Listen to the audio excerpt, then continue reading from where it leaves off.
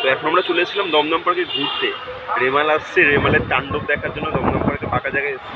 এখানে সৌভিক দেখিয়েছে একটা কাঁকড়া এখানে নাকি রয়েছে। আমি আর সৌভিক বাইক নিয়ে এসেছিলাম। কাঁকড়াটা এত জোর, আমি ধরতে ভয় পাই সাধারণত, বাট আমি এটাকে ধরেছি। কিন্তু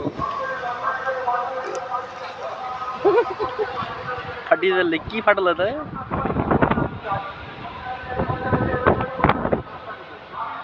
কামড়াতে যাচ্ছিল ভাই। এই দেখো এখানে, এই যে যাচ্ছে।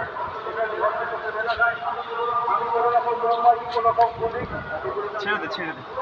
ওর ওই ভিতরে, পেটের ভিতরে এটা থাকে, ওইটা হাত লেগে গেছে, যার জন্য ও সরে গেছে সেট করে। আমার ভয় লেগে গেছে, আওয়াজ পেলাম পট করে। আরে হ্যাঁ, ওই ওখানটায় এটা থাকে, ওটা যদি আমাকে কামড়ে দেয়, ওই জন্য ছেড়ে দিলাম।